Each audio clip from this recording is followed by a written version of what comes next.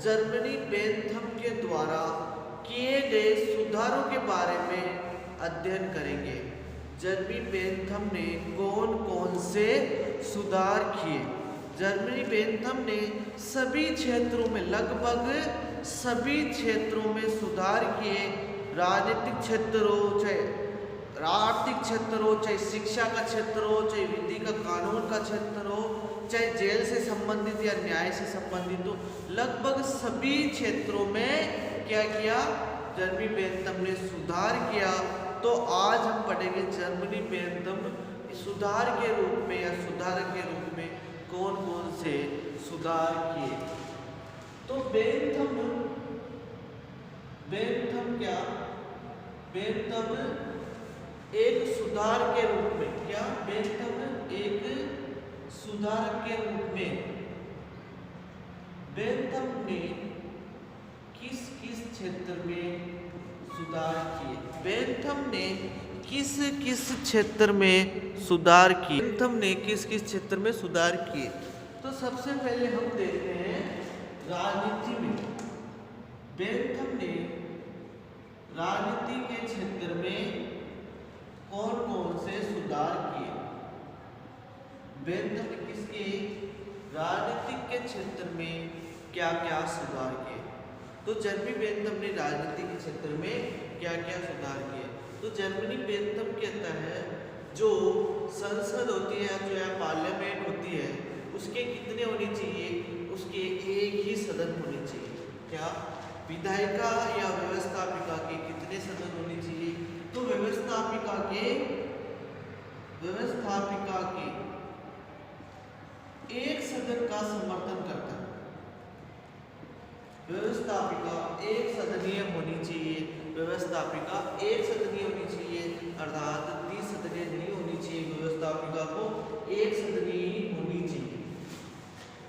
इसके बाद में जर्मनी बेंथम कहता है कि जो चुनाव होते हैं अलग अलग देशों में अलग अलग हिसाब से होते हैं। जैसे भारत में जो राष्ट्रपति का चुनाव होता है वो हर 5 साल में होता है, जबकि अमेरिका में 4 साल में चुनाव होता है। तो जर्मनी बेंथम कहता है कि जो चुनाव होने चाहिए वो वार्षिक होने चाहिए। कौन से होने चाहिए? चुनाव प्रतिवर्ष होने चाहिए। क्या? चुनाव प्रतिवर्ष होने चाहिए। जर्मनी बेंथम कहता है कि जो चुनाव है वो प्रतिवर्ष होने चाहिए या वार्षिक होने चाहिए। और वो प्रतिनिधि है, उनके बारे में क्या बताते हैं? जो चुनाव लड़ते हैं उनके बारे में क्या बताता है? जर्मनी बेंथम कहते हैं जो प्रतिनिधि है या चुनाव लड़ने वाले हैं उनके बारे में ये बताता है कि प्रतिनिधि क्या होने चाहिए? पढ़े लिखे होने चाहिए। प्रतिनिधि कैसे होने चाहिए? प्रतिनिधि पढ़े लिखे होने चाहिए। जर्मनी बेंथम कहता है कि प्रतिनिधि पढ़े लिखे होने चाहिए। कैसे होने चाहिए? पढ़े लिखे होने चाहिए। और जो मतदान प्रणाली है, मतदान प्रणाली के बारे में क्या बताता है? जर्मनी बेंथम मतदान प्रणाली के बारे में क्या बताता है? जर्मनी बेंथम कहता है कि जो मतदान प्रणाली है वो गुप्त मतदान प्रणाली होनी चाहिए। क्या होनी चाहिए? गुप्त मतदान प्रणाली होनी चाहिए। क्या होनी चाहिए? गुप्त मतदान प्रणाली होनी चाहिए। जबकि जर्मनी बेंथम और किसका समर्थन करता है? जर्मनी बेंथम स्थानीय स्वशासन का समर्थन करता है। किसका? स्थानीय स्वशासन का समर्थन करता है। जर्मनी बेंथम स्थानीय स्वशासन का समर्थन करता है। इसके अलावा इम्पोर्टेंट ये है कि जर्मनी बेंथम किन किन को मत का अधिकार देता है, किन किन को वोट देने का अधिकार देता है। जर्मनी बेंथम वोट देने का अधिकार, वोट या मत देने का अधिकार किन किन को देता है? तो जर्मनी बेंथम मत या वोट देने का अधिकार, तो जर्मनी बेंथम कहता है कि महिलाओं को वोट देने का अधिकार नहीं होना चाहिए, बाकी पुरुषों को होना चाहिए। किसको? महिलाओं को। जर्मनी बेंथम कहता है कि महिलाओं को वोट देने का अधिकार नहीं होना चाहिए। क्या होना चाहिए? वोट देने का अधिकार नहीं होना चाहिए। तो ये जर्मनी बेंथम ने राजनीतिक क्षेत्र में सुधार के बारे में क्या क्या कहा? तो जर्मी बेंथम राजनीतिक क्षेत्र में सुधार के बारे में क्या कहा? जर्मी बेंथम कहता है कि जो विधायिका या व्यवस्थापिका होनी है वो एक सदनीय होनी चाहिए, द्विसदनीय नहीं होंगे, एक सदनीय ही होनी चाहिए। चुनाव हमेशा प्रतिवर्ष होने चाहिए, न कि 5 साल 4 साल इस हिसाब से होने चाहिए। चुनाव प्रतिवर्ष होने चाहिए। बाकी जर्मी बेंथम ये भी कहता है कि जो चुनाव लड़ने वाले प्रतिनिधि होते हैं वो पढ़े लिखे होने चाहिए, अनपढ़ नहीं होने चाहिए। कौन कैसे होने चाहिए? पढ़े लिखे होने चाहिए। वो मतदान प्रणाली को मुक्त मतदान प्रणाली कहता है, मुक्त मतदान प्रणाली के हिसाब से चुनाव होने चाहिए। उसके अलावा स्थानीय स्वशासन, वो ग्रामीण इलाकों में भी स्थानीय स्वशासन चुनाव शासन की बात करता है। जर्मी बेंथम स्थानीय स्वशासन का समर्थन करता है। इसके अलावा वो मताधिकार, महिलाओं को वोट देने का अधिकार भी नहीं देता। ये कहता है कि महिलाओं को वोट देने का अधिकार नहीं होना। अब जर्मी बेंथम विधि या कानून इसके क्षेत्र में क्या सुधार करता है? जर्मी बेंथम विधि या कानून के क्षेत्र में क्या सुधार करता है? तो कहता है कि जो न्याय है वो कैसा, जो न्याय है वो सरल और सुगम होना चाहिए। क्या कहता है जर्मी बेंथम? जो न्याय है वो सरल होना चाहिए और सस्ता होना चाहिए। क्या होना चाहिए? सरल होना चाहिए और सस्ता होना चाहिए। जर्मी बेंथम कहता है कि न्याय आम जनता के लिए सरल और सस्ता होना चाहिए। जर्मी बेंथम कहता है कि सबके लिए, चाहे आम जनता हो चाहे कोई भी हो, न्याय हमेशा सरल होना चाहिए और कैसा होना चाहिए? सस्ता होना चाहिए। कैसा होना चाहिए? सस्ता होना चाहिए। तो जर्मी बेंथम ये कहता है कि जो न्यायाधीश होते हैं, कौन से न्यायाधीश होते हैं, वो पढ़े लिखे होने चाहिए। जो न्यायाधीश होते हैं वो पढ़े लिखे होने चाहिए। वर्तमान समय में अधिकतर देशों में जो न्यायाधीश होते हैं, जो जज होते हैं, वो एक परीक्षा उत्तीर्ण करके ही बनते हैं। वकालत की डिग्री करने के बाद ही वो एग्जाम देते हैं, उसके हिसाब से ही बनते हैं। तो अब वर्तमान समय में सभी न्यायाधीश पढ़े लिखे, लेकिन जब प्राचीन काल था 17वीं 18वीं शताब्दी तक क्या करते थे? ये जो कार्यपालिका होती थी, जो राजा या मंत्री होते थे, वो ही न्यायाधीश को चुनते थे, अपने चहेते लोगों को न्यायाधीश बना देते थे। इसीलिए बेंथम कहता है कि जो न्यायाधीश होते हैं वो पढ़े लिखे होने चाहिए। कैसे होने चाहिए? वो पढ़े लिखे होने चाहिए और न्यायाधीश अपने निर्णय के प्रति उत्तरदायी होने चाहिए। कैसे? न्यायाधीश जो निर्णय देता है उसके प्रति क्या होने चाहिए? उत्तरदायी होने चाहिए। कैसे होने चाहिए? उत्तरदायी होने चाहिए। जो न्यायाधीश होते हैं अपने निर्णय के प्रति कैसे होने चाहिए? उत्तरदायी होने चाहिए। कैसे होने चाहिए? उत्तरदायी होने चाहिए। और जो न्याय है वो शीघ्र मिलना चाहिए। कैसा? न्याय जल्दी मिलना चाहिए। कैसा? न्याय जल्दी मिलना चाहिए। न्याय जल्दी मिलना चाहिए। न्याय जल्दी मिलना चाहिए। कहते हैं कि अगर न्याय में कुछ भी देरी हो, अगर न्याय में देरी हो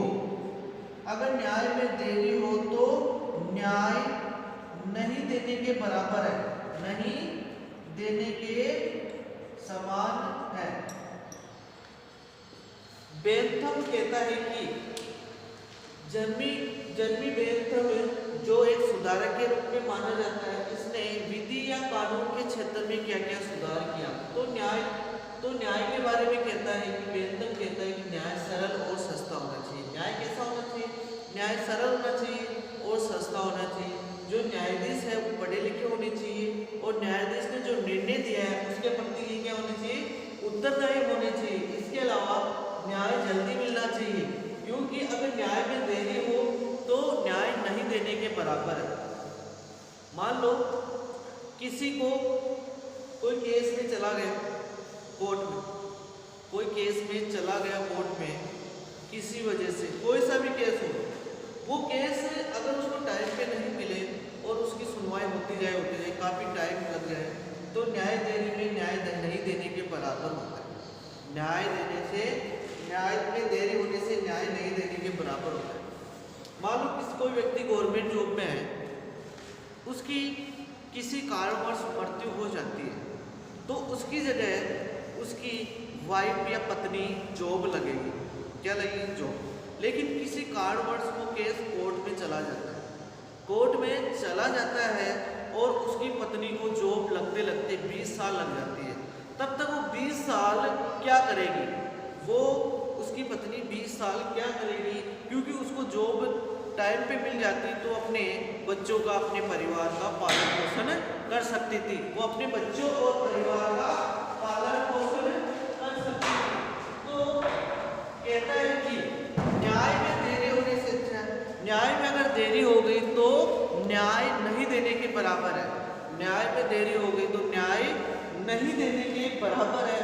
तो बेंथम ने कानून और न्याय के क्षेत्र में या विधि या कानून के क्षेत्र में ये बातें या सुधार की। बेंथम ने शिक्षा प्रणाली में सुधार करने के लिए सबसे पहले बताया जो शिक्षा है वो वैज्ञानिक तरीके से दी जानी चाहिए। कौन सी? वैज्ञानिक तरीके से, अर्थात वैज्ञानिक शिक्षा का इसने बेंथम ने ज़्यादा महत्व दिया। बेंथम कहता है कि शिक्षा वैज्ञानिक तरीके से, अर्थात वैज्ञानिक शिक्षा को बेंथम बढ़ावा देता है। इसके अलावा बेंथम मॉनिटरिंग शिक्षा प्रणाली को अपनाता है। कौन सी? मॉनिटरिंग शिक्षा प्रणाली। मॉनिटरिंग शिक्षा प्रणाली बेंथम मॉनिटरिंग शिक्षा प्रणाली को अपनाता है। इसमें क्या होता है? इसमें यह होता है कि इस प्रणाली में राज्य क्या करेगा? राज्य कुछ व्यक्ति को शिक्षित करेगा। क्या करेगा? कुछ व्यक्ति को शिक्षित करेगा और ये कुछ व्यक्ति अन्य व्यक्तियों को शिक्षित करेंगे। ये क्या करेंगे?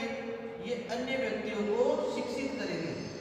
राज्य क्या करेगा? राज्य कुछ व्यक्तियों को शिक्षित करेगी। राज्य का काम सिर्फ थोड़े से व्यक्तियों को शिक्षा देना है, लेकिन ये राज्य थोड़े से व्यक्तियों को शिक्षा देने के बाद क्या होगा? ये थोड़े से व्यक्ति अन्य व्यक्तियों को शिक्षित करेंगे, अन्य व्यक्तियों को शिक्षा देंगे। तो बेंथम एक सुधारक के रूप में क्या है? इसने शिक्षा के क्षेत्र में क्या किया? जो कहता है कि शिक्षा है वैज्ञानिक तरीके से दी जानी चाहिए, हमें वैज्ञानिक शिक्षा को बढ़ावा देना चाहिए। उसके अलावा मॉनिटरिंग शिक्षा प्रणाली को अपनाता है कि जो कहता है कि राज्य कुछ व्यक्तियों को शिक्षित करेगा और ये बाकी व्यक्तियों को जो राज्य शिक्षित करेगा वही बाकी व्यक्तियों को शिक्षित करेगा। तो शिक्षा के क्षेत्र में ज़्यादा इम्पोर्टेंट है कि इसने मॉनिटरिंग शिक्षा प्रणाली को अपनाया है। इसको मॉनिटरिंग शिक्षा प्रणाली को ये अपनाता है। दंड या जेल के क्षेत्र में सुधार। दंड या जेल के क्षेत्र में सुधार। तो ये क्या करता है? ये एक विद्वान है ग्रीन, इसने दंड की 3 विचारधाराएं दी। इसने क्या? प्रतिशोधक व्यक्ति को 3 प्रकार के दंड देना चाहिए। कौन सा? एक प्रतिशोधक, एक निरोधात्मक, एक सुधारात्मक।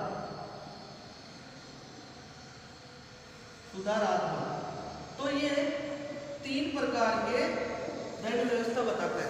आपके सिलेबस में ग्रीन भी है तो ज्यादा इंपॉर्टेंट है, अभी याद करो। ग्रीन ने दंड व्यवस्था क्या बताई? ग्रीन ने 3 प्रकार की दंड व्यवस्था बताई: प्रतिशोधक, निरोधात्मक, सुधारात्मक। प्रतिशोधक का क्या मतलब होता है? बदले की भावना। बदले की भावना।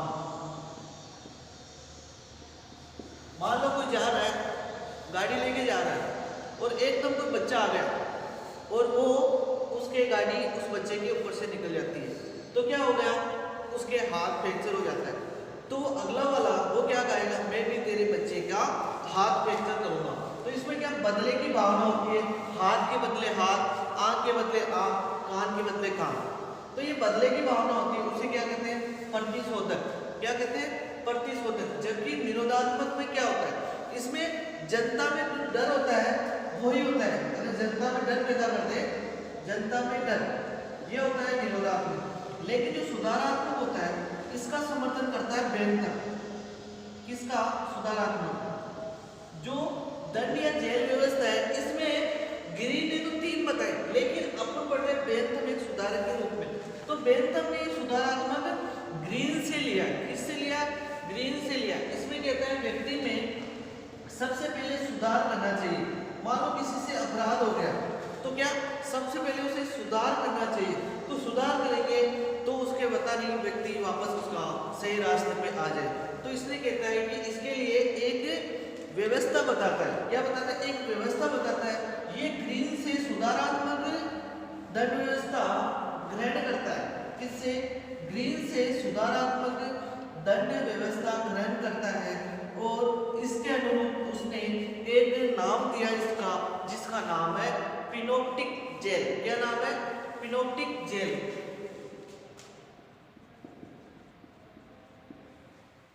पिनोप्टिकल जेल या दंड व्यवस्था, पिनोप्टिकल जेल या दंड व्यवस्था। इसी सुधारात्मक के साथ इसने क्या किया, एक जेल व्यवस्था बनाई जिसका नाम था पिनोप्टिकल जेल व्यवस्था या दंड व्यवस्था। इसमें क्या होता है, इसमें उसने सुधार करके क्या किया, इसमें एक ऐसा कमरा बनाया जो बीच में तो हो गया जेलर का कमरा, जेलर का कमरा क्या हो गया, जेलर का कमरा। और इस जेलर के चारों तरफ क्या हो गए, ये हो गए कैदी के कमरे। कौन से, कैदी के कमरे, जितने चारों तरफ है ये हो गए कैदी के कमरे। तो पिनोप्टिकल जेल व्यवस्था में बेंथम कहता है कि जेलर को बीच में रहना चाहिए और जो कैदी है उसको साइड में रहना चाहिए, ताकि जेलर को पता चले कौन सा कैदी कैसे है, उसमें कैसे सुधार किया जा सकते हैं। तो क्या है, बीच वाला कमरा तो क्या कह दिया, बीच वाला कमरा जेलर का कमरा और चारों तरफ क्या कैदी के कमरे। तो जाके जेलर इन सभी को देख सके ये क्या कर रहे हैं क्या नहीं कर रहे हैं, इसके बारे में देख के ये उनको सुधार कर सके, जेलर उनकी सुधार कर सके। तो बेंथम ने दंड या जेल की व्यवस्था है इसमें क्या, इस ग्रीन से ग्रहण किया और उसको क्या नाम दे दिया, इसे नाम दे दिया पिनोप्टिकल जेल व्यवस्था। क्या दे दिया, पिनोप्टिकल जेल व्यवस्था या दंड व्यवस्था। इसमें क्या, बीच में जेलर कमरा और चारों तरफ कैदी के कमरे। तो इस हिसाब से ये बेंथम एक सुधारक के रूप में भी जाना जाता है।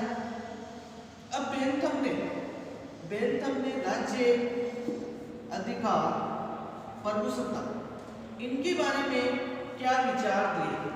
बेंथम ने राज्य के बारे में क्या विचार दिए। तो बेंथम राज्य को एक उपयोगिता संस्था मानता है। कौन सी, उपयोगितावादी संस्था मानता है। कौन सी संस्था मानता है, उपयोगितावादी संस्था मानता है। और राज्य के क्या 4 कार्य बताता है। कितने कार्य बताता है, राज्य के 4 कार्य बताता है। कौन कौन से, एक है समानता, एक सुरक्षा, समानता, सुरक्षा और जीविका के साधन, जीविका के साधन। ये जो बेंथम है ये राज्य के 4 कार्य बताते हैं। एक पहला है समानता, दूसरा है सुरक्षा, तीसरा है जीविका के साधन, चौथा है प्रचुरता या बहुलता। ये राज्य के 4 कार्य बताते हैं। तो यहाँ से क्वेश्चन बन चुका है, तो ये ध्यान रखना, बेंथम ने राज्य के कितने कार्य बताए, 4। कौन कौन से बताए, समानता, सुरक्षा, जीविका के साधन और प्रचुरता, ये 4 कार्य बताए। इसके अलावा बेंथम अधिकार के बारे में क्या विचार देता है। बेंथम अधिकार के बारे में क्या विचार देता है, बेंथम अधिकार के बारे में क्या विचार देता है। बेंथम कहता है कि जो प्राकृतिक अधिकार है, कौन से प्राकृतिक अधिकार, ये इसको क्या कहते हैं? बकवास कहते हैं। बेंथम कहता है कि प्राकृतिक अधिकार नाम की कोई चीज ही नहीं है, प्राकृतिक अधिकार होते ही नहीं है, इनको बकवास कहता है। कौन कहता है? बेंथम कहता है। ये किसकी देन है? राज्य की देन है, तो ये है ही नहीं है। क्या कहता है? बेंथम अधिकारों को, प्राकृतिक अधिकारों को क्या कहता है? बकवास कहता है। क्या कहता है? बकवास कहता है। प्रभुसत्ता के बारे में क्या विचार देता है बेंथम? प्रभुसत्ता या संप्रभुता। बेंथम कहता है कि अधिकतम व्यक्तियों का अधिकतम सुख होना चाहिए। क्या होना चाहिए? अधिकतम व्यक्तियों का अधिकतम सुख। क्या होना चाहिए? अधिकतम व्यक्तियों का अधिकतम सुख होना चाहिए। बेंथम कहता है जितने अधिकतम व्यक्तियों का अधिकतम सुख होना चाहिए। बेंथम इसके हिसाब से सीमित प्रभुसत्ता, किसका? सीमित प्रभुसत्ता का समर्थन करता है। किसका समर्थन करता है? सीमित प्रभुसत्ता का समर्थन करता है। तो याद रखना, अधिकार के बारे में इसने प्राकृतिक अधिकार है उनको तो बकवास कहा है, और प्रभुसत्ता में इसने कहा है कि जो अधिकतम व्यक्तियों का अधिकतम सुख होना चाहिए, इसी के आधार पर ये सीमित प्रभुसत्ता का समर्थन करता है। गोंदा भी इसी तरह सीमित प्रभुसत्ता का समर्थन करता है। तो कहने का तात्पर्य है